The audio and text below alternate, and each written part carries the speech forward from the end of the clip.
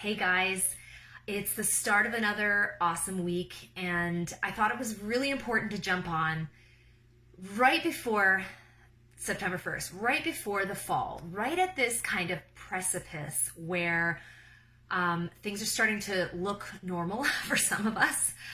Maybe we're getting back some of our routine, but we realize, oh my gosh, we still have at least 3 months of 2020 to get through. And I thought it was really important to jump on and let you know that this is just the fourth quarter. And you know what has to happen in the fourth quarter? We need to kick it into high gear. We can't look backwards.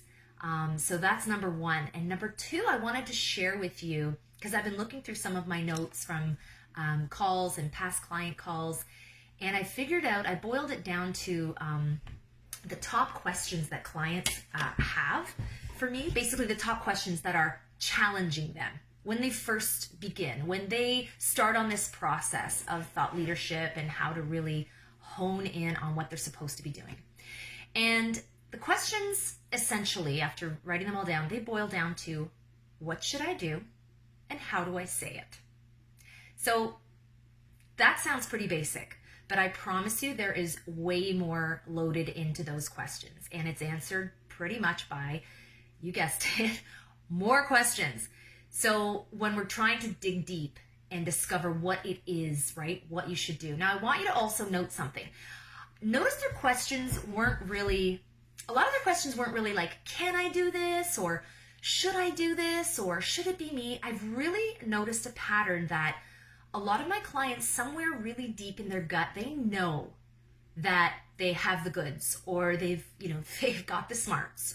They've got all the stuff. Like, that part's really not a challenge when they first get here.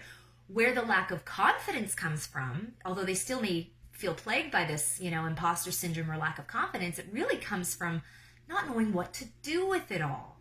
So where should I focus, right? Like, what should I do? Or which one of these is going to be the best avenue for me is more where I think people get stuck. And then the next follow-up question is, how do I say it? So even before the plan, not how do I do it? Give me a plan, Amanda. What do I do first, then second, then third in my marketing? It's how do I say it? Because I really feel like what we've hit the nail on the head is that we're able to give clients the unique language. And with that, sometimes comes an adjust of the way they think in the terms of their own skill set.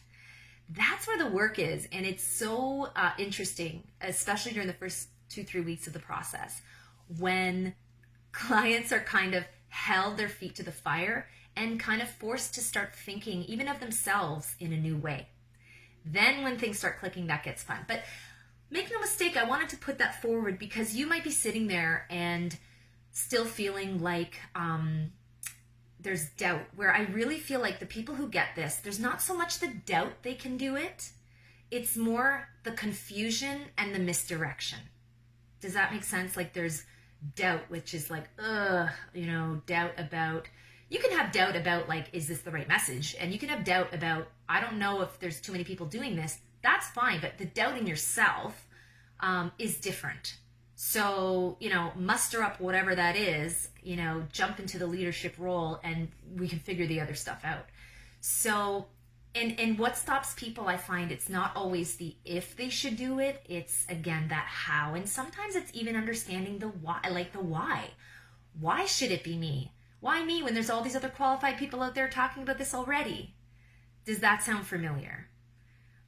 If you get to that question, that is the great time to actually pick up the phone and call. Before those thoughts catch hold, before some of those patterns begin to emerge, then you're just going to feel like running the loop. So you're, in the loop of content confusion and creating for the sake of creating and all those icky, gross marketing feelings that we start to feel at this time of year.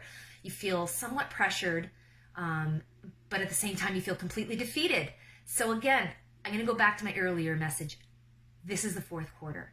This is the time to turn it on. What a better time to plan and not look back. Really important. We're actually building on what you're doing now. We're taking everything and rebuilding something. So don't worry about the past so much. In fact, the less you bring the past to this process, the more success quicker we're going to have. And that has proven itself every single time. And I'll keep pulling you out of it as many times as I need to. But man, the speed at which things happen when you really start to shift and let things go is quite amazing. So answer that question deep down, right? If in your gut, there's no question that like you can do this or should I do this, the rest, it might be just a timing question, or it might be, is this the right time for me? And we don't know that yet. So get on a call, and I just encourage you to go back to some of those past videos again where I speak about imposter syndrome, and where I speak to, there's a couple videos early on last year speaking to this topic. So don't be afraid to use the group. Go back and re-listen to some of those things, maybe with fresh ears. So thank you, and I hope you're having a great week. I'm stepping back into the spotlight, so to speak, because my routine's changing too, and it's my fourth quarter too. But everything's being fired up, and I hope you are as well in the group. So we'll talk to you guys again real soon. Take care.